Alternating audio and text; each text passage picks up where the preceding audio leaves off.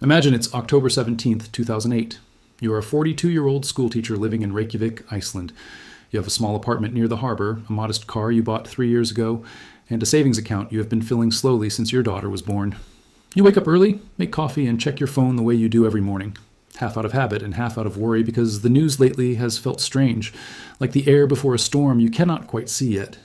If you have ever wondered why entire economies seem fine one week and then completely broken the next, stay with me.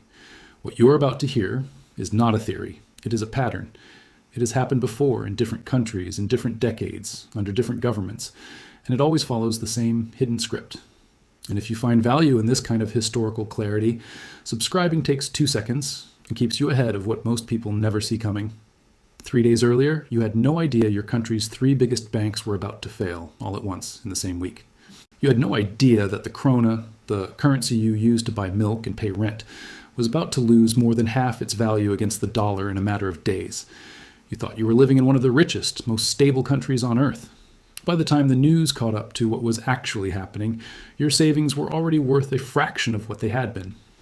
This video is about that gap, the space between when a collapse actually begins and when ordinary people find out about it. That gap is usually not measured in months, it is measured in hours, and understanding it might be one of the most important things you ever learn about how economies really work.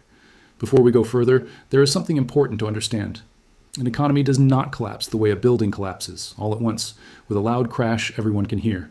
It collapses the way a tree falls in a forest when termites have been eating the inside for years, quietly, and one day a strong wind finally finishes the job. The wind gets blamed, but the wind was never the real cause. The real cause was invisible, slow, and patient. Here is the simple mechanism behind almost every economic collapse in modern history. A country, or its banks, or its companies, borrow more money than they can realistically pay back. For a while, this works fine, because lenders keep believing they will get paid back. And as long as people believe that, the system runs smoothly. Confidence is the engine. Debt is the fuel. But confidence is fragile. It is like a dam holding back a lake. The dam can look strong for years while tiny cracks form inside it, cracks nobody outside can see. Then one piece of news, sometimes a small piece, hits the crack at just the wrong angle, and the whole dam gives way in less than 2 days. That is the moment we are going to study today. Not the years of slow rot. The final 48 hours, when the rot becomes visible to everyone at once. This leads to the first major point in our story, and to understand it, we need to travel to Buenos Aires, Argentina, in December 2001. For most of the 1990s, Argentina had pegged its currency, the peso, to the US dollar at a fixed rate of 1-to-1. This means the government promised that 1 peso would always be worth exactly $1, no matter what. For years, this made Argentina look stable and modern. Foreign investors poured money in. Argentine families took out loans in dollars, bought homes, started small businesses, trusting the promise their government had made. But underneath that promise, the government was spending far more money than it collected in taxes, and it was borrowing internationally to cover the gap. By the late 1990s, this borrowing had become a mountain nobody could realistically climb down from. By November 2001, the cracks were no longer invisible to people who knew where to look. Argentina's government bonds, which are basically IOUs the government sells to investors, were being sold at huge discounts, meaning big investors no longer believed they would be paid back in full. Inside the country, ordinary citizens started quietly moving their savings out of peso accounts and into dollar accounts, or out of the country entirely. This is called a bank run, when many people try to withdraw their money at the same time because they fear the bank or the currency is about to fail. A bank run is not caused by panic alone. It is caused by people noticing the cracks before the official announcement comes. On December 1st, 2001, the Argentine government did something that ordinary Argentinians never imagined possible. They announced a freeze on bank withdrawals, limiting people to withdrawing only 250 pesos per week from their own accounts. This policy became known as the corralito, a word that means little corral, like a small fenced pen used to contain animals. Overnight, millions of people who thought they had access to their own money discovered they did not. Imagine waking up and finding out you can only touch a small fraction of money that is legally yours, money you earned, money you saved for years. What happened next unfolded in roughly 48 hours that historians still study closely. On December 19th and 20th, 2001, Argentina exploded into mass protests. People banged pots and pans in the streets, a form of protest called the cacerolazo. Supermarkets were looted in some neighborhoods. President Fernando de la Rua resigned and left the presidential palace by helicopter, an image that was broadcast around the world. Argentina went through 5 presidents in less than 2 weeks. By early January 2002, the peso, which had been fixed at 1-to-1 with the dollar for a decade, was allowed to float freely, and within months, it had lost roughly 70% of its value. Picture a middle-class family who had 100,000 pesos in savings, money meant for retirement or their children's education. In dollar terms, that family's savings had shrunk to roughly $30,000 worth of value in a matter of weeks, simply because the official exchange rate broke. Here is what almost nobody outside Argentina understood at the time. The 48 hours of chaos in December 2001 were not the beginning of the collapse. They were the announcement of a collapse that had already been happening quietly for at least 2 years. The government knew. Large investors knew. Some wealthy families had already moved their money abroad months earlier. The general public found out last, the same way passengers on a ship are usually the last to be told that the engine room is flooding. This brings us directly to the second part of this story, and here is something I want you to think about before we go further. If the people closest to the financial system usually know the truth months before ordinary citizens do, what does that tell you about who actually has time to protect themselves? Drop your answer in the comments. Seriously. Because what I am about to show you next is the part of this story that most people never hear, and it changes everything. Let's travel to Nicosia, Cyprus, in March 2013, a much smaller country, but a case that revealed the same hidden mechanism in an even sharper way. Cyprus had built a large part of its economy around being a banking hub, especially for foreign deposits, including a significant amount of money from Russian investors who liked Cyprus's favorable banking rules. Cypriot banks had grown so large, relative to the tiny size of the country's actual economy, that the banks' total assets were several times bigger than the entire country's economic output. They had also invested heavily in Greek government bonds. When Greece's economy collapsed in the years prior, those bonds lost enormous value, and Cyprus's banks were left holding losses they could not absorb. Throughout late 2012 and early 2013, European officials and Cypriot leaders held secret negotiations about how to rescue the banking system without destroying the country entirely. The public knew there were problems. What the public did not know was exactly when the hammer would fall, or how hard. On the morning of Saturday, March 16, 2013, Cypriots woke up to find their banks closed with no announced date for reopening. This was not a normal weekend closure. Within hours, news spread that the government, under pressure from European authorities, was planning something almost unheard of in modern banking: a direct tax on bank deposits, meaning the government would simply take a percentage of money sitting in people's bank accounts to help pay for the bailout. This is sometimes called a bail-in, as opposed to a bailout, because instead of outside money rescuing the bank, the depositor's own money is used. The original plan, announced that weekend, proposed taking 6.75% from accounts, under 100,000 euros, and 9.9% from accounts above that amount. Ordinary Cypriot families, who had done nothing wrong except keep their savings in a Cypriot bank, watched the news in disbelief over that single weekend. Banks stayed closed for almost 2 weeks, while officials renegotiated the exact terms. People lined up at shuttered ATMs that had run out of cash, some withdrawing what little they could before machines went empty, others simply standing outside locked doors, staring at glass they could not open. When the banks finally reopened on March 28, 2013, strict limits were placed on withdrawals and on moving money out of the country, limits that stayed in place for almost 2 years. The final deal spared smaller depositors, but still took a significant cut, in some cases over 47%, from uninsured deposits above 100,000 euros at the country's largest bank. Picture a small business owner who kept 150,000 euros in his account to pay suppliers and employees. In the span of one chaotic weekend, a meaningful chunk of that money simply vanished, taken not by theft, not by a market crash, but by a government decision made over a single weekend to save a banking system from total failure. Now, here's where it gets interesting. In both Argentina and Cyprus, the actual public-facing collapse, the part that made world headlines, the bank closures and capital controls, happened within a 48 to 72-hour window. But in both cases, the real decisions, the real numbers, the real depth of the problem had been settled behind closed doors days or weeks earlier. The public crisis was simply the moment the curtain was pulled back. The play had already been written. Look at what happened. Next, in our third case, because this pattern appears again in a very different setting, in Beirut, Lebanon, starting around October 2019. For nearly 25 years, Lebanon's currency, the lira, had been pegged at roughly 1/1500 to the US dollar. Lebanese banks offered extremely high interest rates, sometimes above 10% annually, to attract dollar deposits from citizens and from the Lebanese diaspora abroad.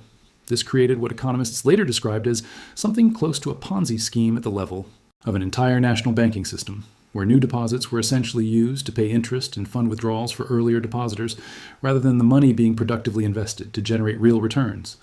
As long as new dollars kept flowing in, the system held. By 2019, new dollar deposits had slowed dramatically. The country's debt had grown to one of the highest levels relative to its economy anywhere in the world.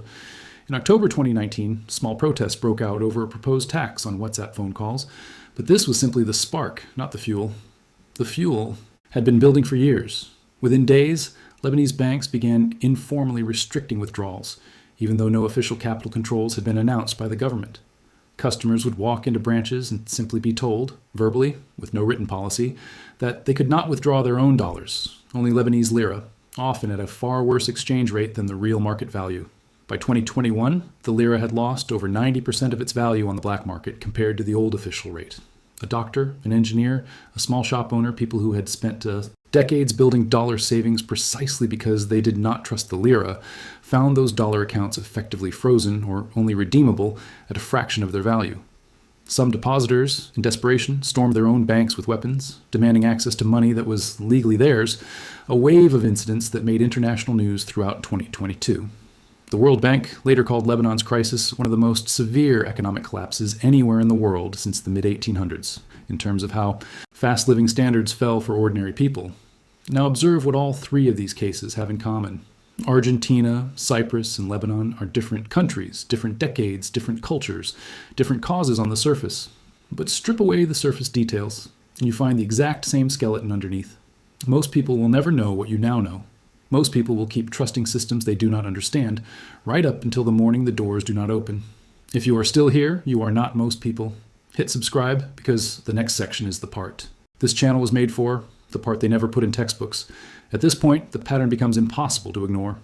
In every single case, there's a long, quiet phase, sometimes lasting years, where debts grow, imbalances build, and warning signs appear only to those paying very close attention, usually large institutional investors, government insiders, or sophisticated economists. Then there's a short, violent phase, almost always less than 72 hours, where the public version of the crisis erupts. Banks close, currencies crash, leaders resign, protests fill the streets. This short phase feels, to the people living through it, like the entire disaster happening overnight. But it is not the disaster happening. It is the disaster becoming undeniable. Think of it like a dam again. The slow phase is water seeping through tiny cracks in the concrete, invisible from the surface, for years. The 48-hour phase is the moment the entire wall gives way and the lake behind it rushes out all at once. The water did not appear in those 48 hours. It had been there the whole time. The wall simply stopped pretending it could hold it back. The same mechanism explains the 2008 banking crisis in Iceland, the place where our story began. In the years leading up to 2008, Iceland's three largest banks, Kaupthing, Landsbanki, and Glitnir, had grown so large that their combined assets were roughly 10 times the size of the entire country's economy, an almost absurd imbalance for a nation of just over 300,000 people. They had borrowed heavily in foreign currencies and lent aggressively, both domestically and abroad. When global credit markets froze in September and October 2008, following the collapse of the American investment bank Lehman Brothers, these Icelandic banks discovered they could no longer borrow the money needed to cover their obligations. Between October 6th and October 9th, 2008, just 3 days, the Icelandic government took control of all three major banks. The krona's value against foreign currencies collapsed, and Iceland's stock market lost over 90% of its value. Ordinary Icelanders who had taken out mortgages indexed to foreign currencies, a common practice at the time because foreign currency loans had lower interest rates, suddenly found their monthly payments doubling or tripling in local currency terms, even though they had never missed a payment and had done nothing differently. Their debt did not change. The ground beneath their currency simply gave way. This leads us to the human cost of these 48-hour moments, and the truth here is uncomfortable. The people who get hurt the most are almost never the people who cause the problem. In Argentina, it was school teachers, retirees, and small shopkeepers who watched their pesos lose most of their value, while many of the wealthiest families and largest companies had already converted significant assets into dollars or moved money offshore months before. The Corralito was announced. In Cyprus, it was small business owners and ordinary depositors who absorbed the deposit tax, while sophisticated investors with connections often had advanced knowledge to shift funds in the days before the bank holiday was announced. In Lebanon, it was the middle class, people who had worked abroad for years, specifically to save in dollars because they did not trust their own currency, who found that the dollars were dollars in name only, trapped behind bank walls, while well-connected depositors in some documented cases managed to. Institutional weakness has always traveled, slowly among insiders, then suddenly among everyone else. The question is not whether this pattern will repeat. History has already answered that question many times over in dozens of countries across more than a century of financial records. The only real question is whether you understand the pattern well enough to recognize its early signs before the final 48 hours arrive. If this channel helps you think differently about the world you live in, subscribe. It costs nothing, and it might change everything about how you read the news. So what did the survivors, the people who came through these events with their financial lives intact, actually do differently? The historical record across Argentina, Cyprus, Lebanon, Iceland, and similar cases like Greece in 2015 and Venezuela in the mid-2010s shows that those who came through these periods relatively unharmed largely shared three characteristics, not because they were lucky, but because they paid attention to a specific kind of information most people ignore. First, they diversified across borders and currencies well before the crisis, not during it. In nearly every case study we covered, the families and businesses who held some portion of savings in stable foreign currencies or in foreign accounts, established years in advance, were significantly less damaged than those who kept everything in domestic accounts in domestic currency. This is not about predicting the exact day of collapse. It is about not having all your eggs sitting in one basket that someone else controls. Second, they paid attention to the boring, unglamorous warning. Signs, things like a government's debt level compared to its total economic output, a banking sector that has grown far larger than the economy that supports it, or a currency peg that requires constant intervention to maintain. None of these signs predict an exact date, but across history, when several of these signs appear together, the 48-hour moment tends to arrive within a window of months to a few years, not decades. Third, and perhaps most importantly, the survivors treated official reassurance with healthy skepticism rather than blind comfort. In Argentina, in Cyprus, in Lebanon, and in Iceland, government officials and bank leaders publicly insisted everything was stable, right up until days before the collapse. This is not necessarily because every official was lying. Sometimes, officials genuinely believed their own reassurances, trapped by the same slow-moving denial that affects entire institutions. But historically, the loudest public reassurances often arrived, closest in time to the loudest public failures. This does not mean panic at every headline. It means understanding that calm statements and stable reality are not always the same thing. Now let's return to where we began, to that 42-year-old schoolteacher in Reykjavik on October 17, 2008. By that date, the chaos had already happened. Her bank had already been taken over by the government just days earlier. Her savings, while not wiped out entirely because Iceland's deposit guarantee protected domestic accounts up to a certain point, had effectively lost a significant portion of their real purchasing power as the krona's value fell against foreign currencies, making imported goods, fuel, and anything priced internationally dramatically more expensive almost overnight. Her life did not end. Iceland, in fact, recovered in the following years better than many expected, partly because the government let the banks fail rather than bailing them out with public debt the way some other countries did, a choice still studied by economists today.